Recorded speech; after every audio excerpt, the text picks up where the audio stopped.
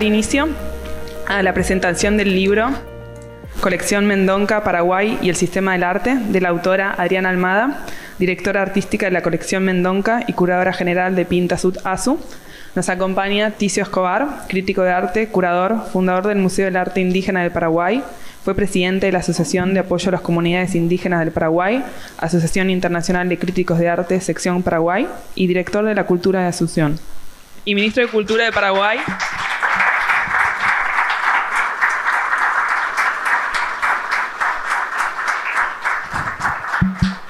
Buenas tardes, muchísimas gracias por estar presentes. Muchas gracias Adriana, muchas gracias Pinta Sud por haberme invitado a hacer la presentación de este libro hoy. Así que a toda la organización de Pinta Sud, a todos los amigos, a todos los presentes, que son muchísimos, así que simplemente me refiero así en general, a todos y todas. Bueno, este libro de Adriana me parece a mí fundamental como un aporte para acercarse a una de las líneas fundamentales de la institucionalidad del arte, que es el coleccionismo. Hoy el coleccionismo está adquiriendo una fuerza importante, no solamente como acopio de obras, sino también como una de las maneras que organizan la mirada de la obra. O sea, hay un compromiso con la práctica del arte que a mí me parece fundamental en esto. No se trata solamente ya del viejo coleccionismo que atesora piezas importantes y las guarda, sino también cómo se inscriben en circuitos e incluso en políticas públicas, y digo públicas no necesariamente estatales, sino públicas en cuanto abiertas a las audiencias y abiertas a la posibilidad de que los distintos sectores puedan hoy acercarse a la obra. O sea que ese papel mediador público de coleccionista, que aunque sean pocos los que hay en nuestro medio aún, lo hacen como una figura importante dentro de esta relativamente frágil institucionalidad artística y cultural de nuestro medio. Básicamente, la colección Mendonca, que tiene 700 piezas, según enteré ahora, yo no sabía que tenía, aunque sí, que hablamos muchas veces de eso, pero siempre va creciendo a mucha velocidad, o sea que es difícil seguir el ritmo, pero me atengo a lo que leí en el libro de Adriana. Tiene una perspectiva básicamente contemporánea. Y digo perspectiva y digo contemporánea, no refiriéndome estrictamente a una delimitación de los contornos de la exposición, sino yo entiendo especialmente lo contemporáneo como un enfoque, como una perspectiva en la cual sí que entran piezas producidas, por cierto, actualmente, y a un ritmo de mucha actualidad, de ir como adquiriendo piezas a medida casi que se van realizando en exposiciones y se van exponiendo, pero también tiene miradas que involucran culturas populares, culturas indígenas, y que incluso tiene pequeñas colecciones que no tienen nada que ver con una producción estrictamente actual.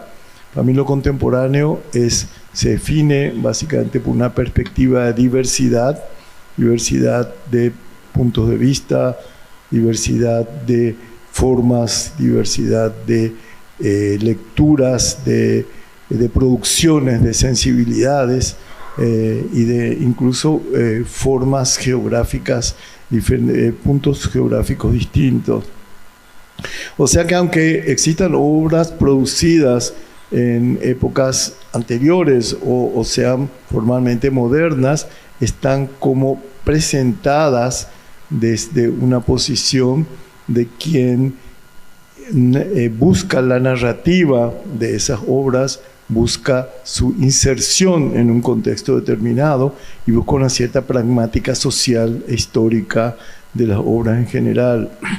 A diferencia de una posición moderna que trata la forma de manera autónoma de sus condiciones, relativamente autónoma por supuesto, ¿verdad? Pero considera sobre todo el aspecto formal, estilístico de la obra, y lo hace con una perspectiva de linealidad de tiempo, de progreso, de una actualidad entendida casi como una conquista de a donde se arriba.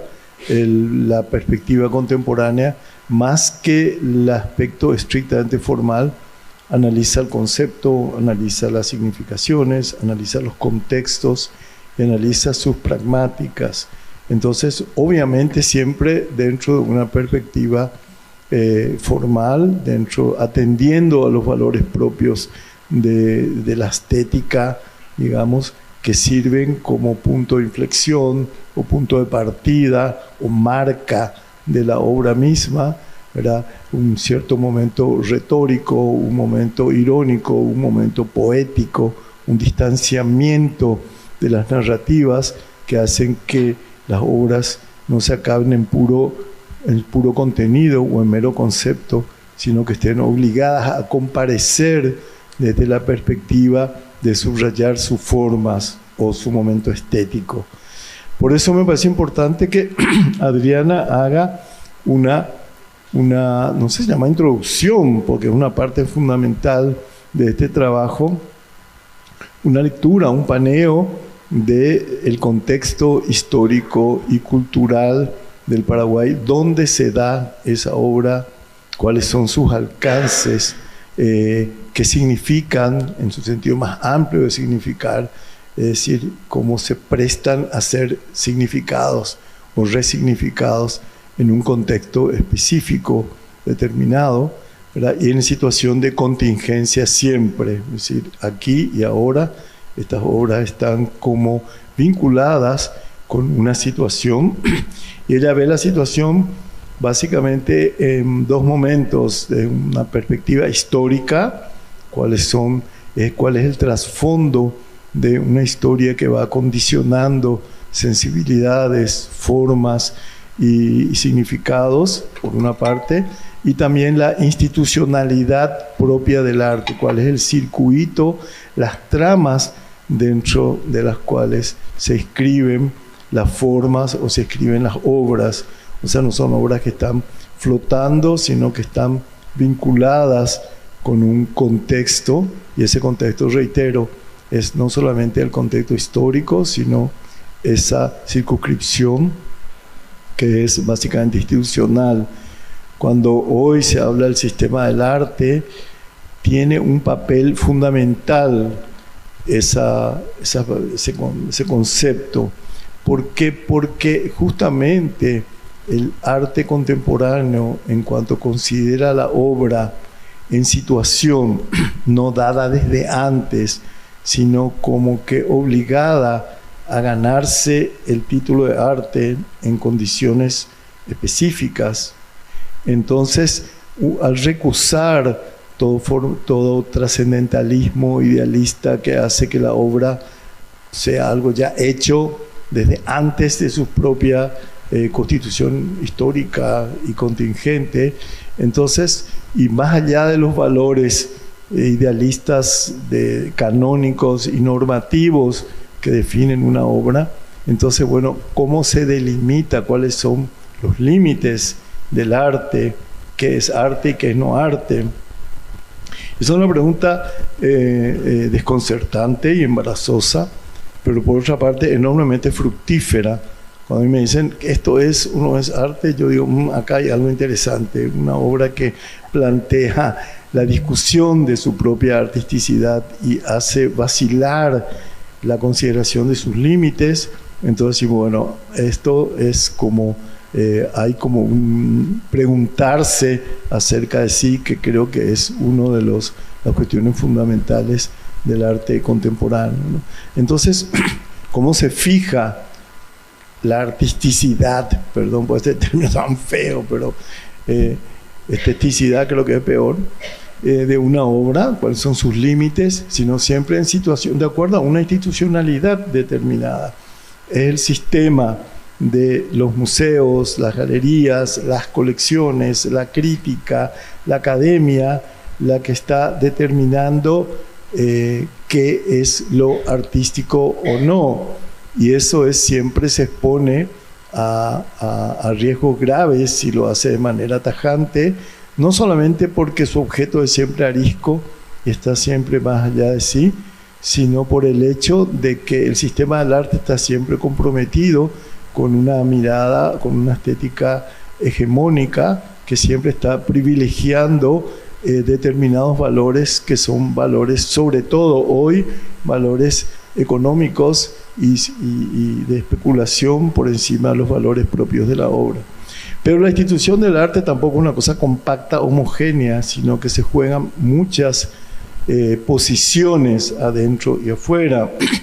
Y para mí la figura del coleccionista es especialmente interesante por eso, porque se define por un término que es extraño en términos de institución, pero tiene mucho valor en términos del arte, que es el deseo, es la pasión, es las ganas, que van mucho más allá de adquirir la obra solamente con un sentido, pensando en lo cotizable, pensando en la especulación, pensando en la inversión. No estoy diciendo que sean valores negativos, sino que no pudieran estar presentes también, pero sobre todo lo que mueve la figura del coleccionista privado es esa necesidad de poseer, no digo en el sentido de una posesión fetichizada, me quiero referir también a esto enseguida, sino al hecho de poder enriquecer sus acervos con obras que marcan significativamente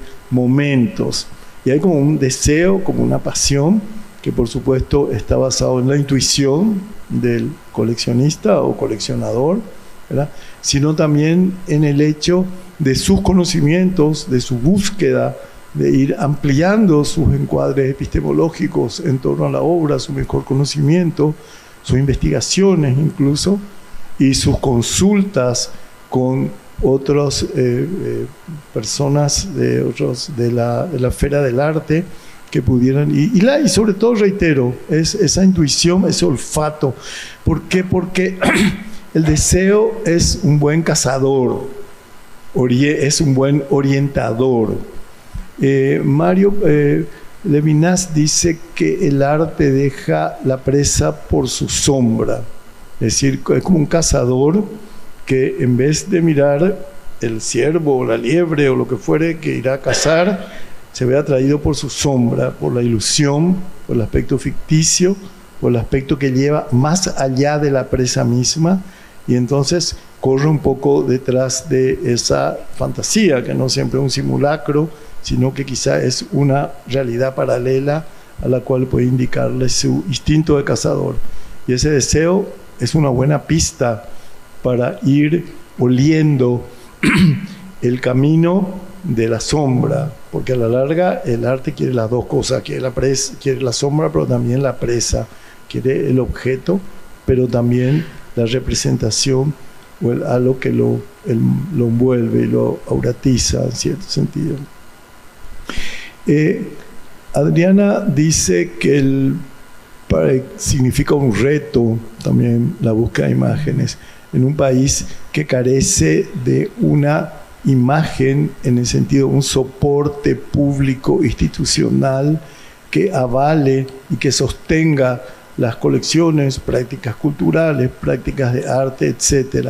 Y quizá esa falta de imagen sea como un reservorio de otras imágenes. El arte siempre está, la imagen por naturaleza es aquello que está buscando un hueco, un vacío, una falta para ocuparla, para llenarla, para desagraviar quizá una ausencia. Entonces siempre es un buen impulso para la colección. También quizá ese mismo, no sé llamar desamparo, quizás sea muy dramático, pero sí como la falta de una imagen. Muchas veces Carlos Colombino repetía una imagen de una figura de Línea Vareiro que decía: nosotros no tenemos un país atrás. ¿Un país en qué sentido? no en el sentido identitario, cultural, etcétera, que el Paraguay es bastante denso en eso, sino en el sentido donde tenemos un país oficialmente avale, mediante políticas públicas, la posibilidad de desarrollo de obras, ¿verdad? Entonces, ¿qué ocurre? Que el coleccionismo, la institucionalidad del arte, que es en el cual se escribe, reitero, el coleccionismo, es precisamente una de las formas de hacer también políticas públicas, políticas culturales. Es decir, aunque sea desde lo privado, desde el momento en que se abre la colección, se plantea, enfrenta ese litigio, esa tensión fuerte entre lo público y lo privado que siempre asedia al arte, que se encuentra en un momento determinado ante la pregunta de cómo llegar a través de esto, cómo salir del encierro.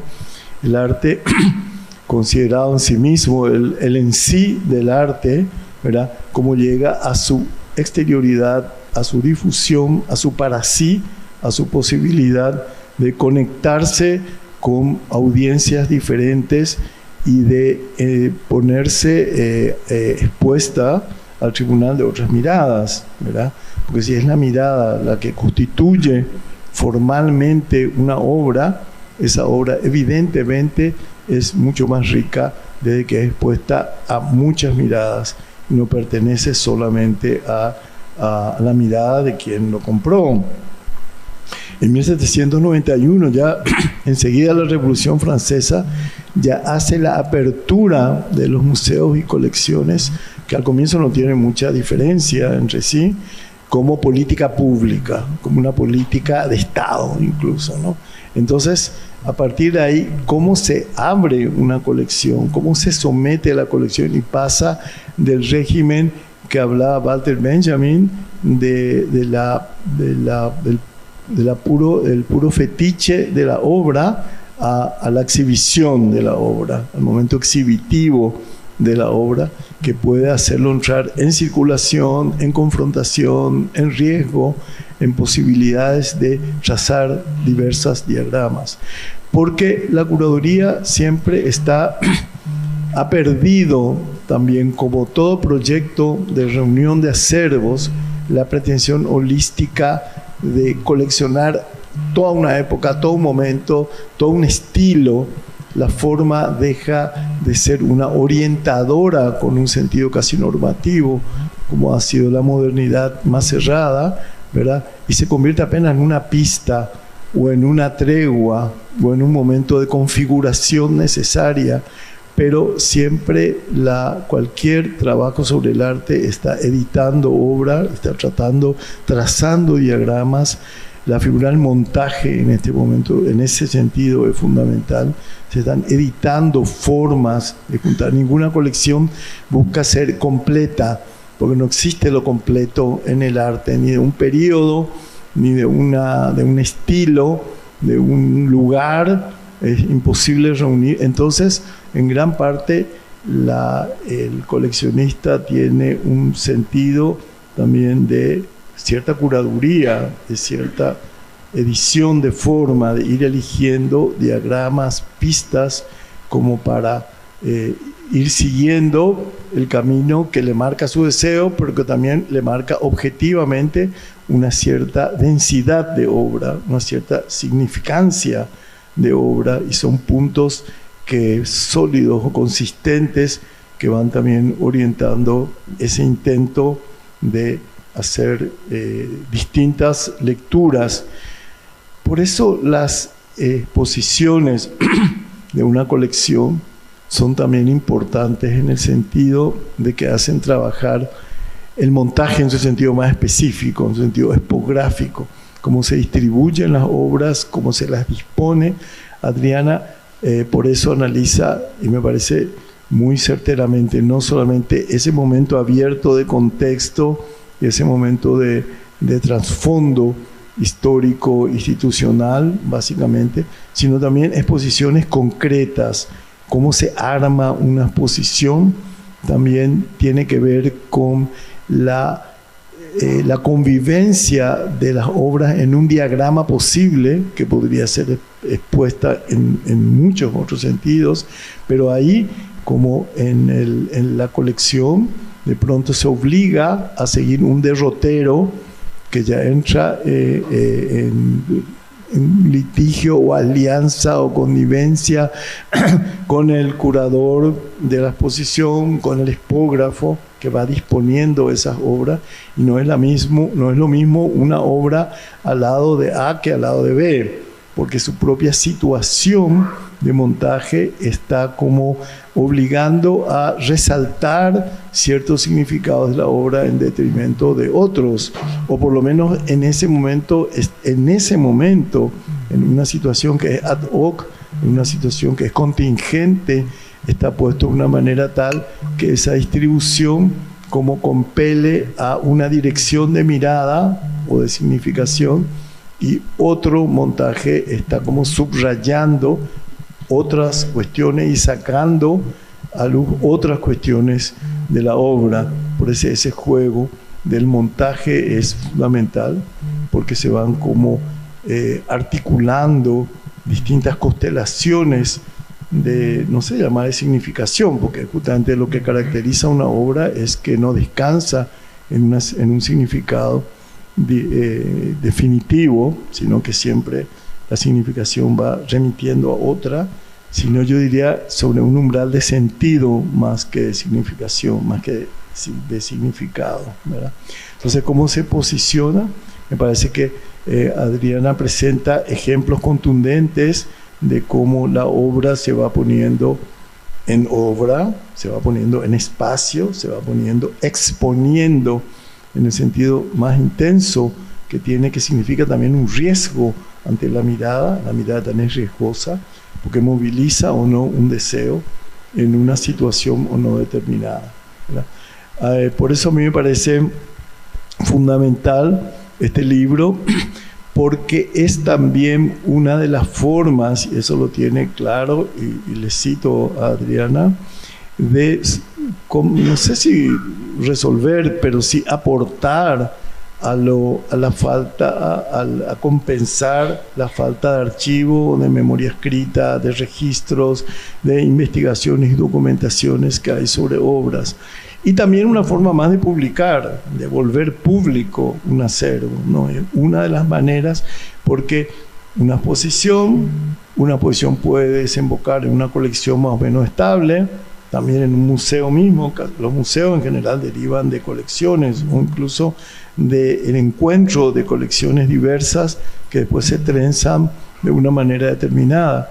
Y la publicación es una de esos modos de que la obra salga de su ensimismamiento o de su, no quiero decir encierro, que sea muy fuerte, pero su aislamiento de la mirada del público y pueda confrontarse con ese público afuera. Es decir, hay una figura que Derrida toma de Kant, que es el Paragon. El Paragon es lo que rodea una obra. Y Kant se preguntaba ya, el Paragon, el marco de una obra, ¿es o no parte de una obra? Y él decía sí y no. Desconcertante para un racionalista militante como Kant, pero es parte de la obra en cuanto determina su puesta mirada y su terminación. No es lo mismo un marco verde que un marco dorado o uno transparente, ¿verdad? Pero no es parte, porque el artista en general no pensó en qué marco llevaría la obra. Ahora bien, ese encuadre que es y no es parte de la obra puede ser también no solamente un encuadre, y creo que a eso apuesta el libro de Adriana, si lo entendí yo, no solamente un encuadro como enmarcamiento directo, sino un encuadre de la pared donde está puesta, un encuadre institucional, un encuadre de su tiempo. Son distintos enmarcamientos paraergonales que van fijando una adentro y una afuera, un límite permeable desde el cual considerar y mirar desde afuera también esa obra. Bueno, eso es más o menos lo que tengo que decir. Felicitarle a Adriana, felicitarle una vez más a Daniel Mendonca por haber reunido esta potente colección que siempre está creciendo y nos deja curioso de ver en su derrotero continuo de cómo se desplaza, que ese desplazamiento es también una de las conquistas del arte contemporáneo. Así que muchas gracias.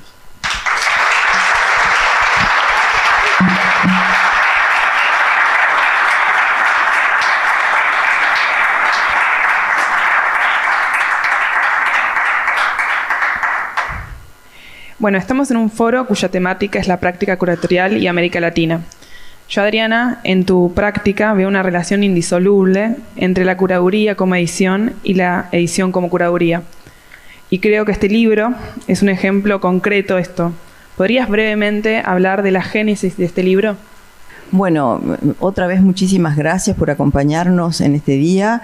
Gracias, Ticio, por tus palabras. Ticio es así un gran... Primero, Ticio fue mi maestro. Yo realmente creo que aprendí a curar con Ticio y sobre el terreno, con experiencias que fueron muy duras en ciertos momentos y que fueron muy fructíferas. Y bueno, gracias, Ticio. Este libro en realidad es el resultado del cruce de muchas situaciones, de muchos deseos. Ticio plantea el tema del deseo en el campo del arte, cosa que es fundamental, el cruce de muchas pasiones que confluyen en un momento, en este punto, en este día, hoy, en esta tarde en que estamos todos reunidos y estamos, digamos, viendo el despliegue de este libro. Este libro, les cuento, no podría ser posible sin esa situación existencial de que un programa se desplegó hace un par de años, un programa que estimuló a Daniel, al coleccionista, a plantear exposiciones, en el sentido de decir, bueno, vamos a plantear una exposición para cada una de las ediciones, si bien ya anteriormente hubo 2 exposiciones realmente importantes que este libro cita, una en el Museo de Bellas del Barro, que fue la partida, digamos, de la colección Mendonca, fue la primera presentación pública que tuvo, y otra muestra en el Museo Nacional de Bellas Artes. Bueno, este libro reúne en una arquitectura bastante sui generis esas 2 exposiciones, la primera que se realizó en el año 2022, que se llamó La vida es breve y que se hizo en el Centro Cultural Citibank, en la primera edición de Pinta Sud Asu. La segunda exposición que está registrada en este libro es El País de las Mujeres, que se desarrolló el año pasado también en Pinta Sud Asu en el Centro Cultural de España Juan de Salazar. Ahora, este libro no es que procede a hacer un registro de las 2 exposiciones. Este libro lo que plantea es un flujo de imágenes, un discurrir de obras y de obras que se relacionan entre sí, como bien dijo Ticio, de manera diferente según su contexto. Pero está precedido, digamos, por este desarrollo de las 2 muestras, está precedido por una suerte de diagrama, de mapeo de la situación del arte en el Paraguay en los últimos 60 años. Esto nos pareció muy importante, y digo nos pareció porque este libro surgió surgió por, digamos, el deseo de Daniel Mendonca, que fue quien me estimuló, me impulsó a escribir, de poner en situación ese acervo maravilloso que él está, digamos, haciendo crecer día a día. Por eso este libro lo que hace es poner en evidencia, digamos, no en evidencia, es dar pistas, digamos, de las condiciones de emergencia de la producción artística contemporánea e incluso moderna en ciertos casos. Hay una frase que para mí fue clave cuando empecé a trabajar el proceso de esta colección con Daniel. Él me dijo, no existe una colección sin un relato. Es decir, una colección puede ser una acumulación de piezas que se van reuniendo a lo largo de los años, pero si no hay un relato, propiamente no podemos hablar de una colección, porque es ese relato el que le da sustancia, el que le provee de un hilo conductor, es el que le da primero ese horizonte y después ese empuje para seguir adelante, y también tiene que ver con esa visión de la colección y esa vivencia de la colección como algo orgánico. Esa suerte de organicidad en la vinculación entre las obras, es lo que yo desde el campo de la curaduría trabajo mucho. Y no es que lo trabajo, digamos, desde una pretensión conceptual, sino que lo trabajo desde una vivencia, lo trabajo como una cuestión experiencial. Y eso es lo que cuento en este libro, analizo en este libro. O sea, tiene una primera parte que es la que precede la primera exposición, que se llamó La vida es breve, donde sí se hace una suerte de paneo, se plantea un diagrama de las últimas 6 décadas del arte en el Paraguay, y allí hay muchos cruces porque no es la producción, digamos, artística que discurre en una línea, sino, como bien digo, las condiciones de emergencia, o sea, aparece todo el contexto político, social, ideológico, las conexiones de esa... De ese mismo pensamiento que había en el Paraguay en los años 30, 40 y su conexión con América Latina, el momento del americanismo, el momento del vasconcelismo, y bueno, y después todo el momento moderno, la conexión con la Semana de Arte Moderno en Brasil, todo el contexto político, los años 60, el contexto de dictadura. Y luego el contexto de la transición, una transición democrática que ya dura más que lo que duró la dictadura, que en Paraguay fue muy larga, 35 años, la dictadura más larga de América. Entonces, todo eso aparece en este libro y aparece como historias que van surgiendo casi como emergencias, como cosas que se van contando, como relatos.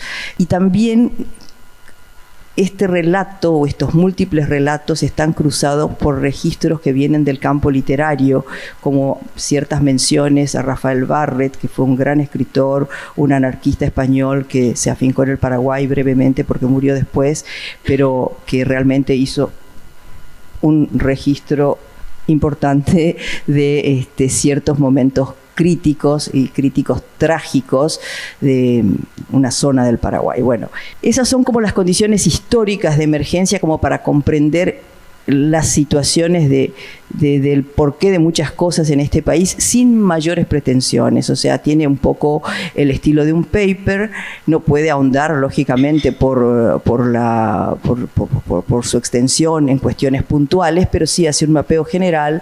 Se llama El sistema del arte, quizás el título pueda parecer así como muy abarcativo, quizás pretencioso, pero sistema entendido como una cantidad de relaciones que entran en acción en determinado tiempo, en determinado lugar, y que van configurando una historicidad, van configurando una forma de entender el país, de entender, digamos, la macropolítica, la micropolítica, y dentro de todo ese contexto, la emergencia del coleccionismo. El coleccionismo en el Paraguay, como en muchos otros países de América Latina, por supuesto, no es nuevo. Podemos hablar ya de coleccionismo en el Paraguay a comienzos del siglo XX. Hay un linkeo, digamos, con el primer coleccionista paraguayo, que fue Juan Silvano Godoy, que era un jurista, un hombre de una visión política, un libre pensador.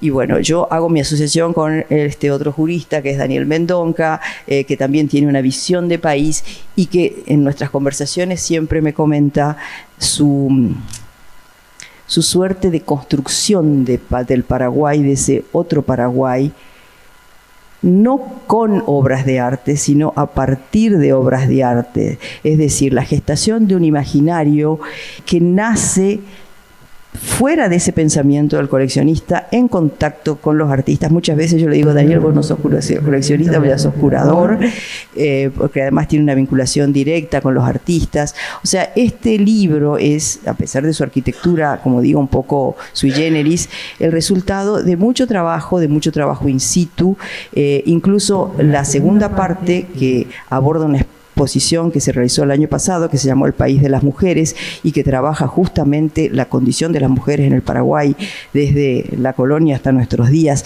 a través de la práctica de artistas mujeres del Paraguay desde los 60 hasta la actualidad. Está precedida de un texto mío sobre sobre mi trabajo específico en el sitio de la muestra, y de que se llama, no sé si está ahí Irene, viene después, que se llama No hay espacio vacío, la exposición como diálogo interespecies.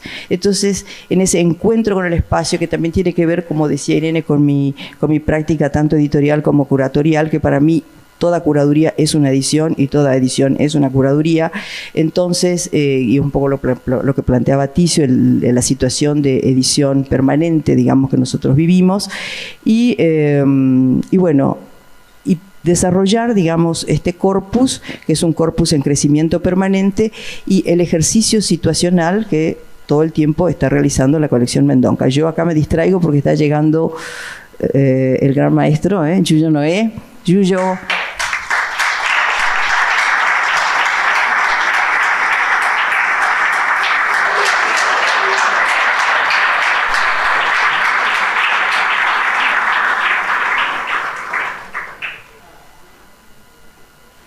Muchas gracias por venir, Yuyo.